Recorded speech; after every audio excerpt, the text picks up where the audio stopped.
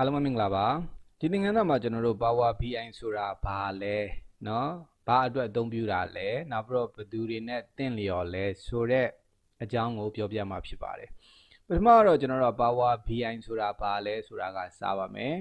Power BI ကတော့ Microsoft ရဲ့ product တစ်ခုဖြစ်ပြီးတော့ Business Intelligence လို့ခေါ်တဲ့ BI process ကို run ဖို့အဓိကဦးတည်တဲ့ software and service ဖြစ်ပါတယ်အဲ့တော့ Microsoft ရဲ့ထုတ်ကုန်ဖြစ်တာကကျွန်တော်တို့အတွက်အများကြီးအသုံးတဲ့တယ်လို့ဆိုရမယ်ကျွန်တော်တို့အားလုံးကဒီ Microsoft Office Suite မှာပါတဲ့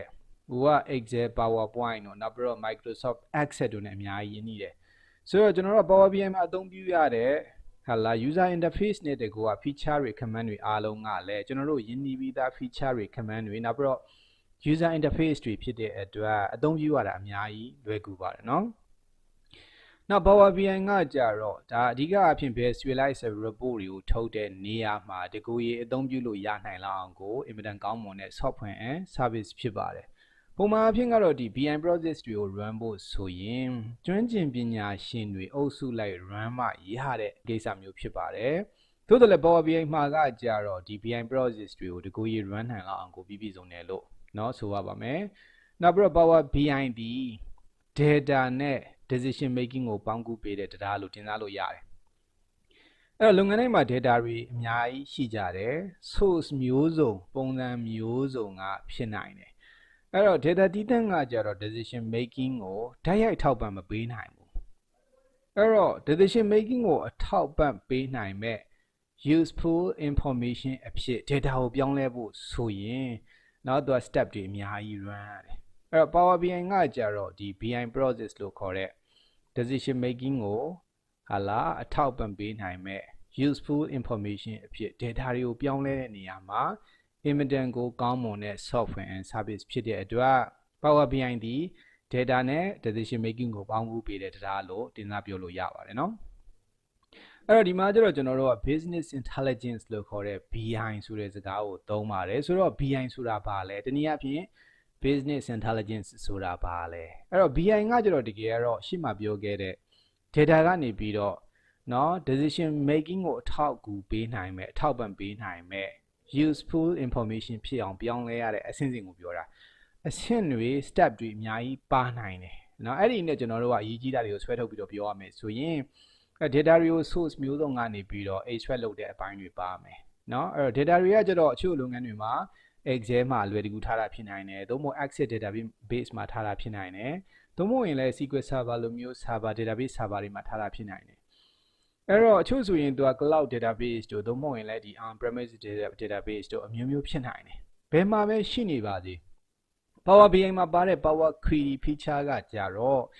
source ပေါင်း150ကျော်အခုဆိုရင်200နီးပါးဖြစ်သွားပြီเนาะအဲ့တော့ source ပေါင်းအများကြီးကနေပြီးတော့ကျွန်တော် data တွေကို collect လုပ်နိုင်တယ်ပြီးတော့နောက်တစ်ပိုင်းကကြတော့ transformation အဆင့်ပေါ့အဲ့တော့ data တွေကကြတော့ raw data ဒီ report အတွက်ဟာလာအဆင့်သင့်ဖြစ်မနေဘူးအဲ့တော့ report အတွက်အလွယ်တကူသုံးလို့ရအောင်ပြင်ဆင်ရတဲ့ transformation အဆင့်ရှိတယ်အဲ့ဒီအပိုင်းကိုလည်း Power BI က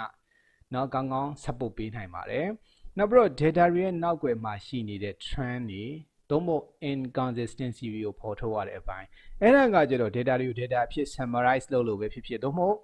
နော်အဲ့တော့ chart တွေနဲ့ visualize လုပ်လို့ပဲဖြစ်ဖြစ် Power BI မှာအမျိုးမျိုးဖော်ပြလို့ရတယ်အဲ့တော့ data တွေကိုကျွန်တော်တို့က summarize analyze လုပ်ပြီးတော့နော်နောက်ွယ်က trend တွေကိုသိပြီဆိုမှဘာဆက်လုပ်မယ်ဆိုတဲ့ real time action တွေကလာမှာဆိုတော့ကျွန်တော်တို့ကနောက်ဆုံးအဆင့်ကတော့သူက real time action တွေကိုချမှတ်နိုင်ဖို့အတွက် support ပေးတဲ့အပိုင်းပေါ့ဆိုတော့ business intelligence ဆိုတာ step တွေအများကြီးပါနိုင်တယ်အဓိကအဖြစ်ကတော့အခုဒီမှာဖော်ပြတဲ့ step တွေပါမယ် Power BI ဒီ step တွေကိုအများကြီးကောင်းကောင်း support ပေးနိုင်ပါတယ်เนาะအဲ့တော့ Power BI ကကြတော့ဒီ element အဖြစ် main element က3မျိုးရှိပါတယ် Power BI desktop ရှိပါမယ် Power BI service ရှိပါမယ် Power BI online လို့ပြောရင်လည်းရပါတယ်เนาะတနည်းအားဖြင့် Power BI လို့တစ်လုံးနဲ့ခေါ်ရင်လည်း Power BI service ကိုပြောတာပါပဲနောက် Power BI mobile ရှိပါမယ်အဲ့တော့ Power BI desktop ကတော့ဟာလာ Windows မှာပဲတိုက်ရိုက်အသုံးပြုလို့ရပါတယ်เนาะအဲ့တော့Mac လိုမျိုးအခြား OS မှာသုံးလို့ရဆိုရင်တော့ Windows နဲ့ parallel သုံးလို့ရမယ် parallel service သို့မဟုတ်အခြား service ကြားခံအသုံးပြုဖို့လိုအပ်ပါတယ်Power BI service ကကြတော့ cloud service ဖြစ်တဲ့အတွက် browser တစ်ခုမှဝင်သုံးတာဘယ် device မဆိုအသုံးပြုလို့ရပါတယ် Power BI mobile ကကြတော့ iOS ရော Android ရော Windows ရော device အားလုံးမှာအလုပ်လုပ်ပါတယ်ဆိုတော့ဒီ element 3ခုကိုတစ်ခုချင်းစီเนาะအကျယ်ချက်ပြီးတော့ကျွန်တော်တို့အနေငယ်ရှင်းပြပါမယ်အဲ့တော့ပထမတစ်ခုကတော့ Power BI desktop ဆိုပါစို့အဲ့တော့ Power BI desktop ကတော့အဓိကက ETL လို့ခေါ်တဲ့เนาะ extract transform နဲ့ load ဆိုတဲ့ process ကိုသူက support ပေးပါတယ်နောက်ပြီးတော့ data model တိဆောက်တဲ့အပိုင်းနောက်ပြီးတော့လိုအပ်တဲ့ custom calculation တွေ complex calculation တွေတွေ့တဲ့အပိုင်းနဲ့ report တွေတိဆောက်တဲ့အပိုင်းအဲ့တော့ Power BI desktop ကတော့ software နာမည်ဖြစ်ပါတယ်เนาะသူက desktop computer နဲ့သုံးရမယ်ဆိုတဲ့သဘောမဟုတ်ပါဘူးเนาะသူက laptop နဲ့ပဲသုံး desktop နဲ့ပဲသုံးအသုံးပြုလို့ရပါတယ်အဲ့တော့သူကကျတော့လုံးဝ totally free ပဲเนาะအဲ့တော့ Power BI လာ website မှာအလွယ်တကူပဲ download install လုပ်ပြီးတော့ဘာ license ဘာ key မှမလိုပဲနဲ့ဘာ activation မှမလိုပဲနဲ့အလွယ်တကူ download install လုပ်ပြီးတော့အသုံးပြုလို့ရမှာဖြစ်ပါတယ်အထူးကတော့ Power BI မှာပါတဲ့ Power BI desktop မှာပါတဲ့ Power Query feature ကကြတော့ data တွေကို extract လုပ်တာတွေ transformation အဆင့်ဆင့်နဲ့ကျွန်တော်တို့လိုသလိုလုပ်တင်တဲ့အပိုင်းတွေလုပ်ဆောင်နိုင်တယ်နောက်ပြီးတော့ data modeling မှာကကြတော့ရန်ခါမှာကျွန်တော်တို့ကတစ်ခုမကတဲ့ table တွေကို relationship တွေချိတ်ဆက်ပြီးတော့ data set တွေတည်ဆောက်ရတဲ့အပိုင်းရှိမယ်ဒီဘိုင်းကိုလည်းကောင်းကောင်း support ပေးနိုင်တယ်နောက်ပြီးတော့ကျွန်တော်တို့ကဒီ report အတွက်လိုအပ်တဲ့ calculation တွေပေါ့เนาะ complex calculation တွေကိုတွက်ဖို့အတွက်လည်း DAX expansion တွေကိုအသုံးပြုပြီးတော့ကျွန်တော်တို့က Power BI desktop မှာသုံးနိုင်တယ်လို့ report တွေကိုလည်း drag and drop လွယ်တကူပဲကျွန်တော်တို့ကเนาะ drag and drop method နဲ့တည်ဆောက်နိုင်မှာဖြစ်ပါတယ်เนาะနောက်တစ်ခုကတော့ကျွန်တော်တို့ Power BI service ဖြစ်ပါတယ်သူရဲ့ primary focus တွေကတော့ report နဲ့ dashboard တွေကိုဖန်တီးဖို့နောက်ပြီးတော့မိမိရဲ့လုပ်ဖို့ gain back တွေနဲ့ data set သုံးဖို့ report သုံးဖို့ dashboard တွေကို calibrate လုပ်ဖို့နောက်ရလာတဲ့ report တွေ dashboard တွေကိုအခြား stakeholders တွေကိုအလားအချိန်နဲ့တပြေးညီ share ဖို့နဲ့လိုအပ်ရင် data refresh အတွက်เนาะ regular interval တိုင်းမှာကျွန်တော်တို့ data တွေကိုအမြဲတမ်း update ဖြစ်နေအောင် schedule refresh တွေစီစဉ်ဖို့စတဲ့ဒါ primary focus တွေရှိပါမယ်အဲ့တော့ Power BI service ဒီ cloud service ဖြစ်တဲ့အတွက်browser တစ်ခုမှာကျွန်တော်တို့က business email တစ်ခုနဲ့အလွယ်တကူ sign up လုပ်ပြီးတော့အသုံးပြုအောင်ပါပဲအဲ့တကူကြီးသုံးဖို့အတွက်ဆိုရင်တော့ free သုံးလို့ရတယ် collaborate and sharing အတွက်ဆိုရင်တော့ကျွန်တော်တို့က license ဝယ်ပြီးအသုံးပြုဖို့လိုပါတယ်เนาะအဲ့တော့ Power BI service မှာကကြာတော့ report တွေကိုလည်းဖန်တီးလို့ရတယ်report ဖန်တီးလို့ရတဲ့အပြင် report အသီးသီးက KPIs လို့ခေါ်တဲ့ Key Performance Indicator တွေကိုစုစည်းပြီးတော့ overall performance ကိုကြည့်ဖို့အတွက် dashboard တွေတည်ဆောက်လို့ရတယ်အခြားမိမိရဲ့ team member တွေသို့မဟုတ်ရင်လည်း co-worker တွေ colleagues တွေနဲ့ data set တွေ report နဲ့ dashboard တွေကို collaborate လုပ်လို့ရတဲ့အပြင်အခြား stakeholder တွေစီကိုလည်းအချိန်နဲ့တပြေးညီကျွန်တော်တို့က information တွေကို share ပေးလို့ရတယ်ထူးခြားချက်ကကျွန်တော်ရဲ့ report တွေကိုလိုအပ်တဲ့အချိန်တိုင်းမှာ refresh ဖြစ်နေဖို့အတွက် update ဖြစ်နေဖို့အတွက် schedule data refresh ကိုမိမိလိုသလိုစီစဉ်ထားလို့ရပါမယ်เนาะနောက် Power BI mobile ကကြတော့သူ့ရဲ့ primary focus တွေက mobile device နဲ့သုံးတာဖြစ်တဲ့အတွက်ကျွန်တော်ရဲ့ report တွေ dashboard တွေကိုဘယ်နေရာပဲရောက်ပေါ့เนาะကျွန်တော်တို့က report တွေကိုအမြဲတမ်းအသုံးချနိုင်ဖို့နောက်ပြီးတော့ business ကိုအမြဲတမ်း monitor လုပ်ဖို့နောက်ပြီးတော့ကျွန်တော်တို့လုပ်ငန်းရဲ့ report တွေ dashboard တွေနဲ့အမြဲတမ်းချိတ်ဆက်အပြန်အလှန်ချိတ်ဆက်ရှိနေဖို့နောက်ပြီးတော့လိုအပ်ရင်အဲ့ဒီ report တွေ dashboard တွေကိုအခြား stakeholder တွေကို share ပေးဖို့စတဲ့ရည်ရွယ်ချက်တွေအတွက်အသုံးပြုတာဖြစ်ပါတယ်အဲ့တော့ Power BI mobile ကကြတော့ mobile device အားလုံးမှာအလုပ်လုပ်ပါတယ်ရှေ့မှာပြောခဲ့သလိုပဲเนาะ iOS ပဲဖြစ်ဖြစ်Windows ပဲဖြစ်ဖြစ်အခြား Android ပဲဖြစ်ဖြစ် App Store ကနေပြီးတော့အလွယ်တကူ download ချပြီးတော့အသုံးပြုအောင်ပါပဲအဲ့တော့ Power BI mobile ကကြတော့ဒီကြားမဟုတ်ပါဘူး Power BI service နဲ့ဓာတ်ရိုက်ချိတ်ဆက်ထားတာဖြစ်တဲ့အတွက် Power BI service မှာကျွန်တော်တို့ login ဝင်ပြီးတော့သုံးနေတဲ့ business email နဲ့ပဲเนาะ mobile device မှာ app ကို download install လုပ်ပြီးတော့အလွယ်တကူ login ဝင်ပြီးတော့အသုံးပြုအောင်ပါပဲเนาะဆိုတော့ကျွန်တော်တို့ကကျတော့ mobile device ကလက်ထက်မှာအမြဲတမ်းရှိနေတာဖြစ်တဲ့အတွက် Power BI mobile ကိုသုံးခြင်းအပြင်ကျွန်တော်တို့လုပ်ငန်းနဲ့เนาะလုပ်ငန်းမှာရှိတဲ့ stakeholder တွေနဲ့သုံးမဟုတ်ရင်လည်း co-worker တွေ colleagues တွေနဲ့သုံးမဟုတ်ရင်လည်းလုပ်ငန်းရဲ့ data တွေ report တွေ dashboard တွေနဲ့အမြဲတမ်းအချိန်တိုင်းမှာအချိတ်ဆက် လုပ်နေနိုင်မှာဖြစ်ပါတယ် business ရဲ့ trend ကိုလည်းမျက်ခြေမပြတ် monitor လုပ်နိုင်မှာဖြစ်ပါတယ်နော်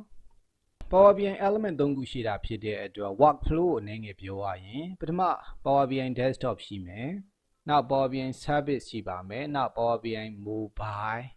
ရှိမယ်အဲ့တော့အဓိက element ကတော့ဒီ3ခုရှိမယ်လို့ပြောခဲ့တယ်အဲ့တော့ workflow လို့ခေါ်တဲ့အဓိကလုပ်ပုံကတော့ကျွန်တော်တို့ကreport တွေ dashboard တွေဆွဲမယ် data model တိဆောက်မယ်ဆိုရင်အဓိကအဖြစ်ကတော့ဒီ Power BI desktop မှာတိဆောက်မှာဖြစ်ပါတယ်နော်အဲ့တော့ Power BI service မှာကော report တွေတိဆောက်လို့မရဘူးလားဆိုရတယ်သို့တော်လည်းပို့လို့ပြည့်စုံတာပို့ပြီးတော့လွယ်ကူတာကကြတော့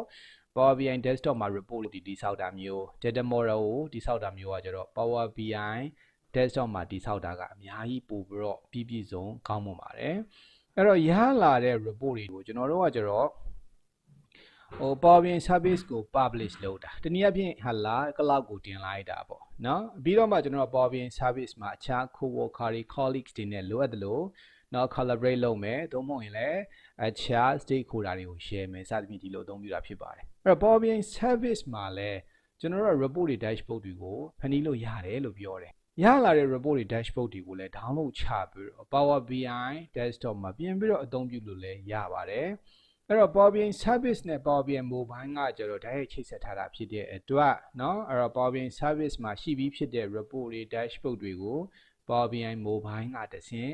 monitor လုပ်နိုင်မှာဖြစ်ပါတယ် interact လုပ်နိုင်မှာဖြစ်ပါတယ်ဆိုတော့ workflow ကတော့ဒီတိုင်းသွားပါမယ်เนาะအဲ့တော့ကျွန်တော်တို့အားလုံးကတော့ Excel ကိုသုံးနေကြတာပဲနောက်အခုဒါ Power BI ဆိုပြီးတော့သုံးလာကြတယ် Power BI က2050မှာစပြီးတော့ပေါ်လာတယ်အဲ့တော့အတူတူပဲလားမတူတာတွေရှိသလားဆိုတဲ့မေးခွန်းတွေရှိပါတယ်အဲ့တူတဲ့အပိုင်းတွေရှိတယ်เนาะမတူတဲ့အပိုင်းတွေလည်းအများကြီးရှိတယ်အဲ့မတူတဲ့အပိုင်းကိုပြောမယ်ဆိုရင်တော့ Excel ကတော့ spreadsheet software ဖြစ်ပြီးတော့ Power BI ကတော့ business intelligence software တနည်းအားဖြင့် report အတွက်အဓိကသွားတာဆိုတော့အဲ့ဒီဥတီချက်ကိုမတူဘူးเนาะသူကအဲ့တော့ကျွန်တော်တို့ကစီမံရတာလည်းတူမှာမဟုတ်ဘူး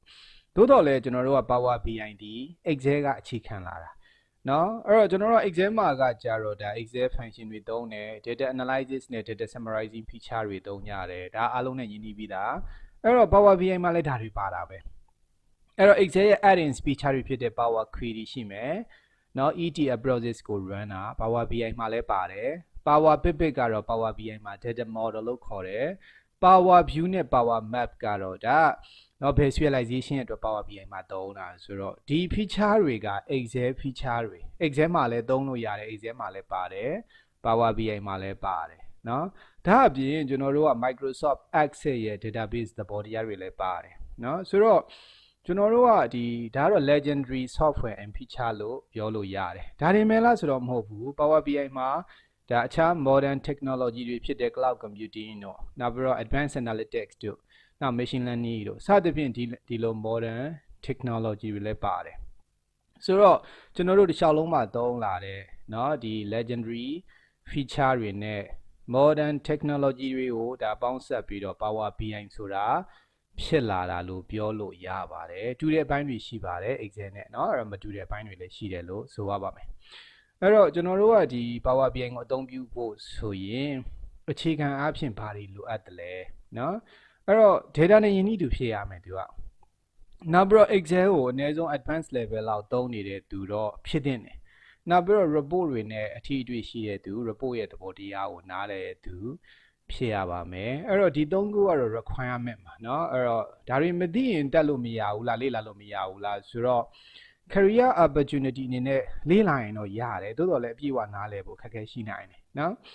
နောက်ပြီးတော့ကျွန်တော်တို့က coding လို့ခေါ်တဲ့ဒါ programming နဲ့ပတ်သက်လို့အထီးတွေ့ရှိတဲ့သူဆိုရင်ကောင်းတယ်အဲ့တော့ပြောမယ်ဆိုရင် Excel လေ့လာရင်တောင်မှ coding သိတဲ့သူကကျတော့ Excel VBA တို့ function ဘိုင်းတွေမှာကျတော့အများကြီးရှေ့ရောက်တယ်လို့ပဲနော် Power BI မှာကျတော့ coding မသိရင်လည်းလေ့လာလို့ရတယ်ဆိုပေမဲ့သိတဲ့သူအတွက်ကပို့ပြီးတော့ရှေ့ရောက်တယ်နောက်ပြီးတော့ database သဘောတရားတွေပေါ့နော် Microsoft Access ဖြစ်ဖြစ်သုံးမဟုတ်ရင်လည်း database server တွေ SQL server တို့စသဖြင့်ဒါတွေနဲ့ရင်းနှီးတဲ့သူဆိုရင်ဒါ option အနေနဲ့ရင်းနှီးရင်ပိုကောင်းတယ်ပေါ့ရင်းနှီးတဲ့သူတွေဆိုရင်ပို့လို့လေ့လာတာအဆင်ပြေတယ်လို့ဆိုရပါမယ်အဲ့တော့ကျွန်တော်တို့က Power BI ကဘယ်သူတွေနဲ့တင့်လျော်တယ်လဲเนาะဘယ်သူတွေတက်တင်တယ်လဲဆိုတော့ပြောမယ်ဆိုရင်တော့ Power BI ဒီ BI software ဖြစ်တဲ့အတွက် BI professional တွေသို့မဟုတ် BI professional ဖြစ်လို့သူတွေကတော့မဖြစ်မနေလေ့လာရမယ်ဘာသာရပ်ဖြစ်ပါတယ်နောက်ပြီးတော့ကျွန်တော်တို့က data analysis ကိုတာဝန်ယူရတဲ့ data analyst တွေ data scientist တွေအများကြီးအသုံးဝင်ပါလိမ့်မယ်နောက်ပြီးတော့ report developer လို့ခေါ်တဲ့ report အတွက်တာဝန်ရှိတဲ့သူတွေနော်အဲ့တော့ report developer ဖြစ်လို့သူတွေ report developer အလုပ်လုပ်နေသူတွေကတော့အများကြီးအသုံးဝင်ပါလိမ့်မယ်တချို့ကကြတော့လဲကျွန်တော်တို့အလုပ်ကိုင်ခွင့်လန်းအတွက်သို့မဟုတ်ရင်လဲ career change အတွက်ပြင်ဆင်လိုတဲ့သူတွေအတွက်ဆိုရင်လဲ Power BI ကအများကြီးအထောက်ပံ့ဖြစ်ပါလိမ့်မယ်နောက်ပြီးတော့ကျွန်တော်တို့ consulting လုပ်တဲ့သူတွေတို့เนาะ freelancer တွေနောက်ပြီးတော့ကျွန်တော်တို့ presentation ပေးရတဲ့သူတွေအများကြီးပါပဲပြောမယ်ဆိုရင်တော့เนาะနောက်ပြီးတော့ဒါလုပ်ငန်းရှင်တွေပေါ့အစသဖြင့် net အသီးသီးကလူတွေအားလုံးနဲ့တင့်တော်တယ်တင့်လျော်တယ်လို့ပဲဆိုရပါမယ်เนาะဆိုတော့ကျွန်တော်တို့တင်တန်းမှာလည်း Power BI ပို့ချနေတာဖြစ်တဲ့အတွက်เนาะကျွန်တော်တို့တင်တန်းမှာပို့ချနေတဲ့ Power BI မှာပါဝင်လေ့လာကြဖို့အားလုံးကိုဖိတ်ခေါ်ပါတယ်เนาะ